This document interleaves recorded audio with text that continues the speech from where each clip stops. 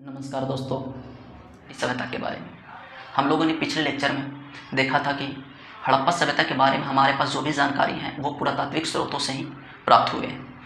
यानी हम लोगों ने क्या किया, पृथ्वी के अंदर खुदाई की और खुदाई से जो सामग्री प्राप्त हुआ उन्हीं के आधार पर हम लोगों ने उसका विश्लेषण करके इतिहास का अध्ययन करते हैं या फिर इतिहास लिखा गया है।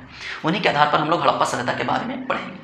तो चलिए शुरू करते हैं। हड़प्पा सभ्यता आज से लगभग 5000 वर्ष पहले, आज से लगभग कितने वर्ष पहले, 5000 वर्ष पहले सिंधु नदी के किनारे विकसित हुई थी। यानी सिंधु नदी के आसपास के क्षेत्रों में जिस सभ्यता का विकास हुआ उसको हम लोग सिंधु घाटी सभ्यता कहते हैं या फिर सिंधु सभ्यता कहते हैं।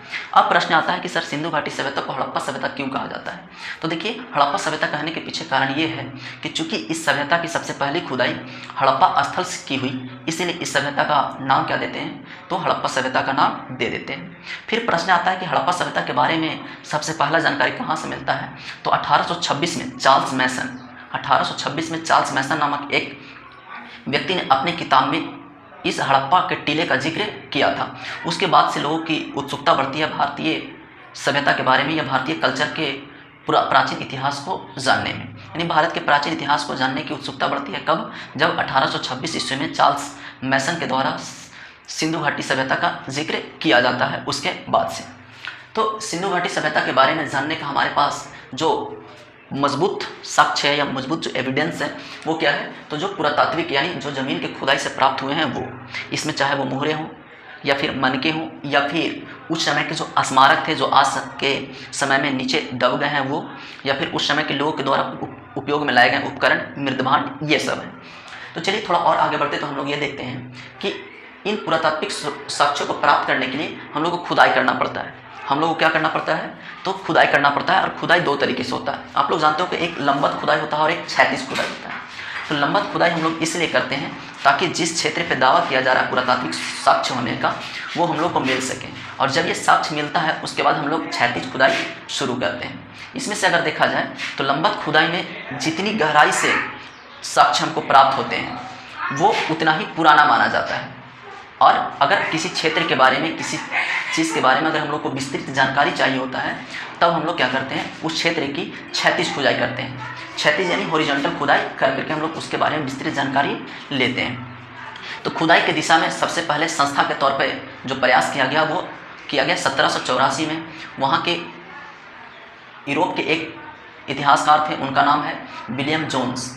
विलियम जोन्स ने ही सबसे पहले एशियाटिक सोसाइटी ऑफ कोलकाता की स्थापना करके खुदाई के दिशा में अपना पहला कदम बढ़ाया। उसके बाद जाकर के 1861 ईस्वी में कनिंघम के द्वारा या कनिंघम के नेतृत्व में भारतीय पुरातत्व विभाग की स्थापना किया। इसके बाद से तो सिंधु घाटी सभ्यता के बारे में नई नई व्याख्याएं निकल करके सामने आने लगी। फिर 1902 ईस्वी में भारतीय पुरातत्व विभाग के डायरेक्टर बनते हैं जॉन मार्शल, और जॉन मार्शल के नेतृत्व में ही आगे चलकर खुदाई होगा, जिसमें हम लोग पढ़ते हैं कि 1921 ईस्वी में दयाराम साहनी ने हड़प्पा सभ्यता की खुदाई की। फिर 1922 ईस्वी में राखल दास के नेतृत्व में मोहनजोदड़ो की खुदाई हुई, हम लोग ये पढ़ते हैं। तो चलिए थोड़ा सा और आगे चलते हैं और हम लोग जानते हैं कि पुरातत्व है क्या। हम लोग जानते हैं कि पुरातत्व से आप क्या समझते हैं। यहाँ से एक प्रश्न आते हैं कि पुरातत्व से आप क्या समझते हैं। तो इसका आपको सिंपल सा आंसर लिखना है कि पुरातात्विक साक्ष्यों को प्राप्त करने के लिए हम लोग क्या करते हैं, ज़मीन के अंदर में खुदाई करते हैं और खुदाई से प्राप्त जो सामग्रियाँ होती हैं, जो उपकरण होते हैं, जो वस्तुएं होती हैं, उन्हीं के आधार पर इतिहास लिखते हैं, जिसे क्या कहा जाता है, पुरातत्व कहा जाता है। और जो इस काम में लगे होते हैं यानी पुरातात्विक साक्ष्यों के खोज में जो लोग लगे होते हैं उन्हें पुरातत्वविद कहा जाता है। तो यहाँ तक हम लोगों ने समझ लिया कि सिंधु घाटी सभ्यता का जो अधिकांश जानकारी मिलता है वो पुरातात्विक स्रोतों से मिलता है। और पुरातात्विक स्रोतों को प्राप्त करने के लिए हम लोग दो तरीके से खुदाई करते हैं, एक क्षैतिज और एक लंबवत यानी वर्टिकल और एक हॉरिजॉन्टल। और पुरातात्विक स्रोतों से जो साक्ष्य मिलते हैं उन्हीं के विश्लेषण के आधार पर, उन्हीं के अनुमान के आधार पर हम लोग इतिहास लिखते हैं। तो हम लोगों ने ये भी देखा कि पुरातात्विक विभाग की स्थापना 1861 ईस्वी में किया गया, जिसके डायरेक्टर बने अलेक्जेंडर कनिंघम। और अलेक्जेंडर कनिंघम का भारतीय पुरातात्विक इतिहास में या फिर भारतीय प्राचीन इतिहास के अध्ययन में एक अहम रोल रहा है। फिर आगे चल कर के जब जॉन मार्शल बनते हैं तो इनके नेतृत्व में अलग अलग जगहों की अलग अलग खुदाई होती है। उसके बाद ये पता चलता है कि इस क्षेत्र में बहुत बड़े सभ्यता या बहुत प्राचीन सभ्यता का राज दबा हुआ होता है। तो जब इन सभ्यताओं की हम लोगों ने यहाँ तक देखा कि 1921 और 1922 में क्रमशः हड़प्पा सभ्यता और मोहनजोदड़ो की खुदाई शुरू हो चुकी थी। दयानंद साहनी के नेतृत्व में हड़प्पा सभ्यता का और राखालदास बनर्जी के नेतृत्व में मोहनजोदड़ो की खुदाई शुरू हो चुकी थी। उसके बाद 1924 में जाकर के जॉन मार्शल ने दुनिया के सामने ऐलान कर दिया कि भाई एक और ऐसी सभ्यता है जो सिंधु नदी के आसपास में दबी हुई है। यानी एक नए सभ्यता का ऐलान कर दिया किसने? 1924 ईस्वी में जॉन मार्शल ने। फिर उसके बाद आता है कि सर सिंधु घाटी सभ्यता का उद्भव और विकास के क्या क्या सिद्धांत रहे हैं। तो देखिए, सिंधु घाटी सभ्यता अपने आप में एक बहुत ही विकसित सभ्यता थी। उस समय के प्राचीन 4 सभ्यताओं, जिनमें मिस्र की सभ्यता, मेसोपोटामिया की सभ्यता और चीन की सभ्यता थी, उन सब में कहीं ना कहीं सबसे जो विकसित सभ्यता मानी गई वो हड़प्पा सभ्यता ही मानी गई। तो इस विकसित सभ्यता का श्रेय यूरोपीय इतिहासकार भारतीयों को नहीं देना चाहते थे, इसलिए उन्होंने एक मनगढ़ंत कहानी तैयार की। वो कहानी क्या तैयार की? उन्होंने कहा कि देखिए, हड़प्पा सभ्यता का जो विकास हुआ है, यह हड़प्पा सभ्यता इतनी समृद्ध है, इसके पीछे मेसोपोटामियाई लोगों का हाथ है। यानी कुल मिलाकर के आसान शब्दों में कहें तो हड़प्पा सभ्यता इसलिए एक विकसित सभ्यता के रूप में अपनी ख्याति प्राप्त कर पाई क्योंकि मेसोपोटामिया के लोगों ने यहाँ पे आकर के रहना शुरू किया और उन्होंने ही अपने साथ टेक्नोलॉजी लाए। परंतु इस बात में उतना दम नहीं है। आगे चल करके इस बात का खंडन कर दिया गया क्योंकि मेसोपोटामिया की नगर नियोजन प्रणाली और भारत की नगर नियोजन प्रणाली में काफ़ी अंतर थे। वहाँ से प्राप्त ईंटें और यहाँ की ईंटों में खासे अंतर थे।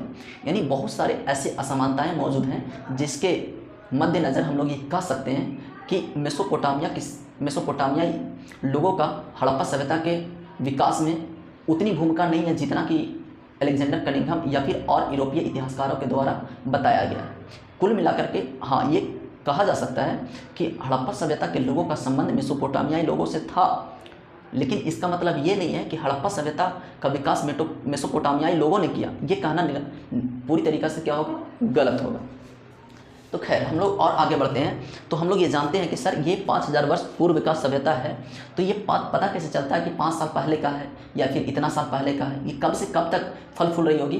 तो इसका देखिए अलग अलग इतिहासकारों ने अलग अलग ढंग से अनुमान लगाया है, लेकिन सबसे ज़्यादा जो प्रचलित मान्यता है वो ये है कि कार्बन रेटिंग पत्ती कार्बन 14 के विधि के द्वारा जो अनुमानित आय निकाला गया है वो बताया गया है कि 2500 से लेकर के 1750 ईसा पूर्व के बीच ये सभ्यता फल फूल रही होगी।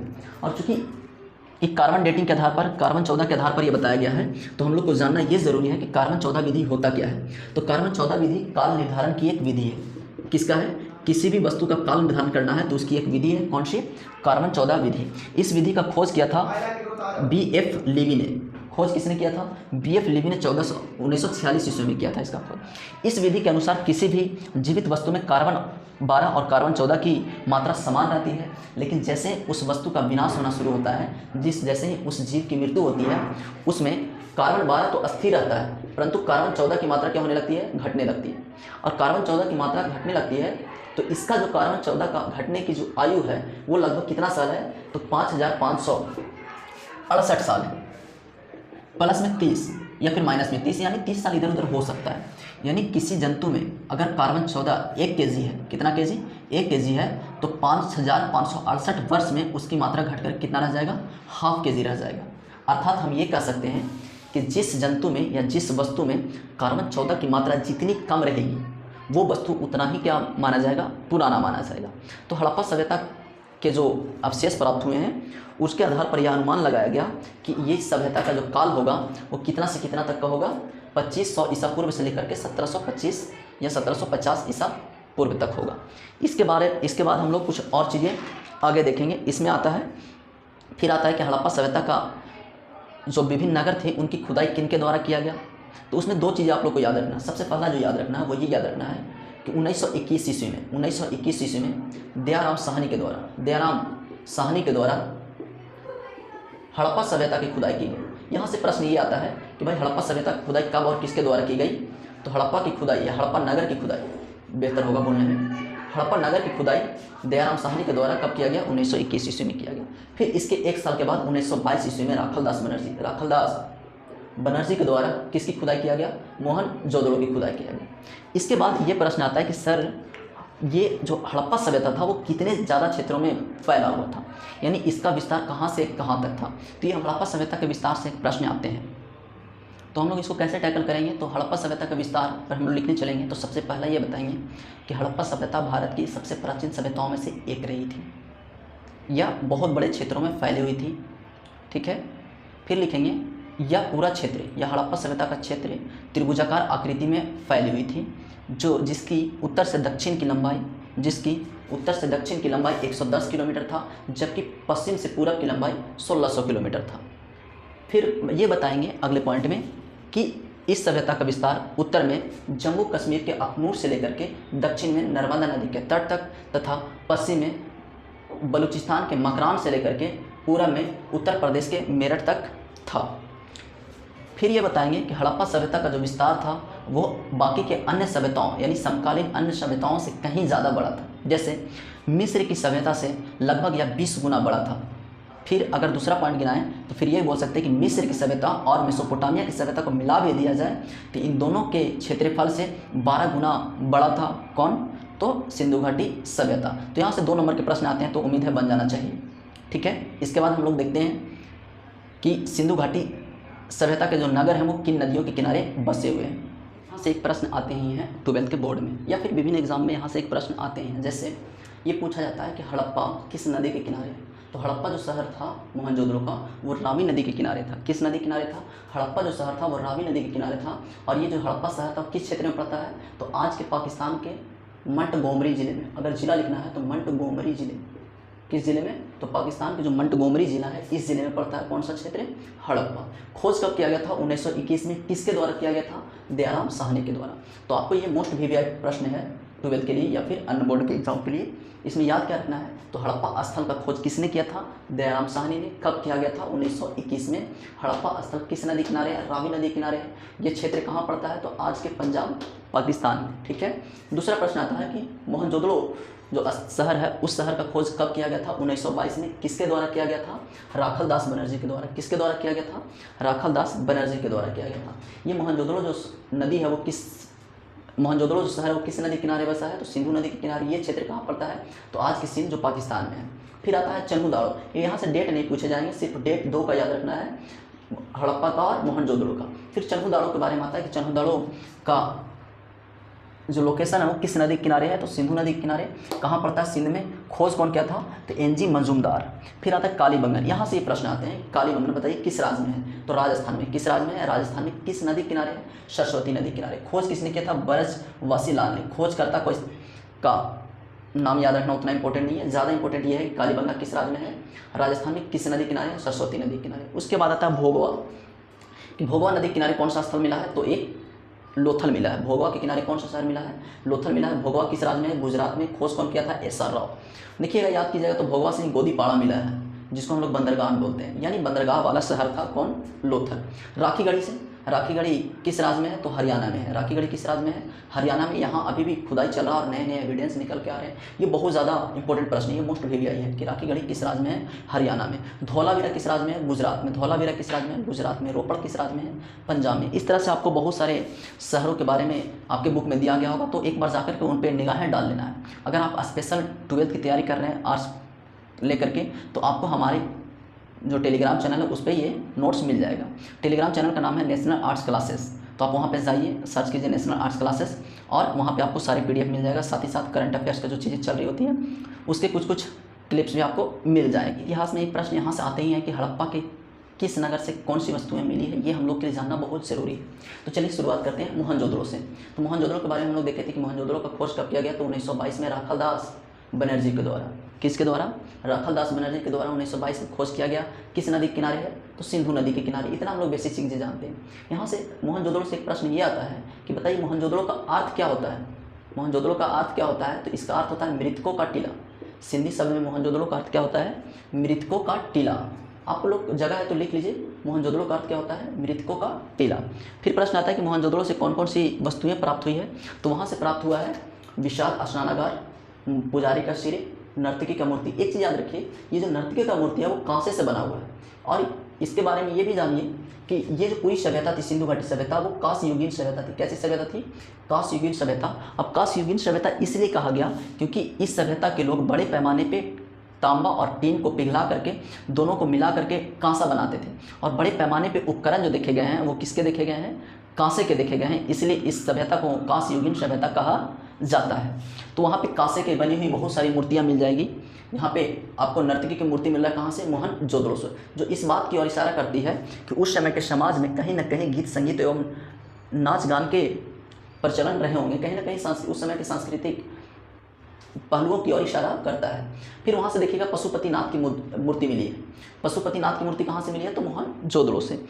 चलिए आगे चलते हैं, तो नगर से प्राप्त वस्तुओं को देखते हैं। तो हड़प्पा के बारे में एक चीज़ और याद रखिए कि दयाराम साहनी ने कब, हम बार बार याद दिलवा रहे हैं क्योंकि यहाँ से बहुत ज़्यादा प्रश्न पूछे गए हैं एग्जामों में। तो दयाराम साहनी ने हड़प्पा नगर की खोज की। हड़प्पा से कौन कौन से वस्तुएं प्राप्त हुए हैं, तो स्त्री के गर्भ से निकलता हुआ पौधा प्राप्त हुआ है, यानी एक ऐसी मूर्ति प्राप्त हुआ है जिसमें यह दिखाया गया है कि स्त्री के गर्भ से एक पौधा निकल रहा है। जो स्त्री के गर्भ को दिखाया गया वो कहीं ना कहीं पृथ्वी माँ की डिनोट करता है, यानी धरती के लोग पहले पूजनीय मानते होंगे। और उस समय की एक बात और याद रखिए, उस समय के जो लोग थे वो मंदिरों में पूजा नहीं करते थे। बेशक मूर्तियाँ मिल रही हो लेकिन मंदिर के कोई अभी तक साक्ष्य मिले नहीं है। तो ये कहना कि उस समय के लोग मंदिरों में जाकर के पूजा करते थे, ये कहना पूरी तरीक़ा से गलत है। उस समय के लोग ईश्वर को आराध्य मानते थे, वो ईश्वर की पूजा करते थे अपनी उत्पादकता को बढ़ाने के लिए, या फिर जिन चीज़ों को वो समझने में असमर्थ रहे उनकी पूजा किया करते थे। तो खैर आगे बढ़िए। हड़प्पा सभ्यता से और क्या मिला है, तो लकड़ी के बने हुए हल मिले हैं, गेहूँ मिला है, जौ मिला है। ये सब कहाँ से मिले हैं, एक पहिए वाले गाड़ी भी मिली है, कहाँ से, हड़प्पा सभ्यता से। तो हड़प्पा नगर से गाड़ी मिली है जो इस बात की ओर संकेत करती है कि लोग आने जाने के लिए या वस्तुओं की ढुलाई के लिए कहीं ना कहीं उस समय के लोग पहिए वाले वाहन का प्रयोग करते होंगे। इस वजह से ये नगर इतना विकसित हो पाया, क्योंकि आप लोग पढ़े होंगे कि इस नगर के में जो अधिकांश गतिविधियाँ होती थी वो व्यापारिक गतिविधियाँ होती थी, और व्यापारिक गतिविधियों वस्तुओं को लाना और ले जाना काफ़ी महत्व रखता है। तो वस्तुओं को लाने और ले जाने के लिए जो परिवहन के साधन प्रयोग किए गए हैं वो कहीं ना कहीं बैलगाड़ी, क्योंकि कुछ ऐसे भी खिलौने मिले हैं जो बैलगाड़ी की ओर डिनोट करता है, यानी पहिया लगा हुआ एक वाहन है जिसको दो बैल आगे से क्या कर रहे हैं, खींच रहे हैं, जिसे हम लोग बैलगाड़ी बोलते हैं। तो वो चनों दालों से मनके बनाने के कारखाना मिला है। हम लोगों ने बताया था कि उस समय के बड़े पैमाने पे मनके बनाए जाते थे, और वो मनके के कारखाना कहाँ मिला, चनों दालों में। चनों दालों से एक और बैलगाड़ी का साक्ष्य मिला है, यानी बैलगाड़ी होने का प्रमाण मिला है। फिर आते हैं लोथल के बारे में। लोथल है कहाँ पे, तो गुजरात में। लोथल किस राज्य में है, गुजरात में। हम लोग पिछले वाले स्लाइड में भी देखा था, तो गुजरात में है। फिर देखेंगे लोथल किस नदी के किनारे है, तो भोगवा नदी किनारे। किस नदी किनारे है, भोगवा नदी के किनारे है।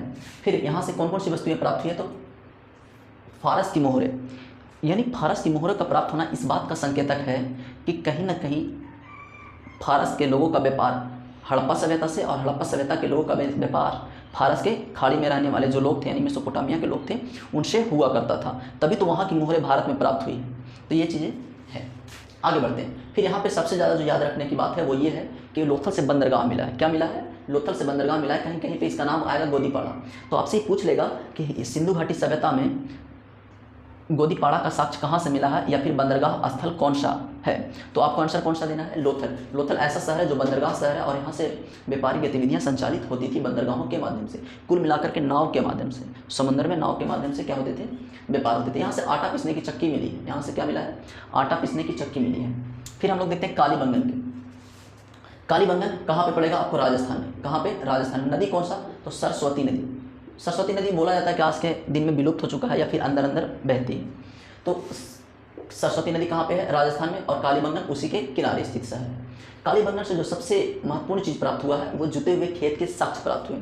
यानी उस समय के लोग खेती बाड़ी के लिए या खेती करने के लिए कहीं ना कहीं हलों का प्रयोग अपने ज़मीनों को जोतने के लिए किया करते होंगे। तो यहाँ से मुख्य बात ये रहा, और बाकी जानना है तो फिर आप PDF को पढ़ सकते हो। चूँकि वीडियो लेंदी ना हो जाए इसलिए हम कोशिश कर रहे हैं कि बहुत शॉर्ट में और टू द पॉइंट होकर के आगे बढ़ा जाए, क्योंकि हमने देखा कि ज़्यादा लेक्चर के चक्कर में वीडियो ज़्यादा लंबा हो जाता है तो देखना लोग पसंद नहीं करते हैं। तो बस इससे इतना आप लोग याद रखिए, 12th के लिए काफ़ी है। अगर हड़प्पा सभ्यता से प्राप्त वस्तुओं के बारे में पूछा जाता है तो आपके जो प्रश्न आएंगे वो इतना ही से आएंगे, बाकी और कुछ पढ़ने की आवश्यकता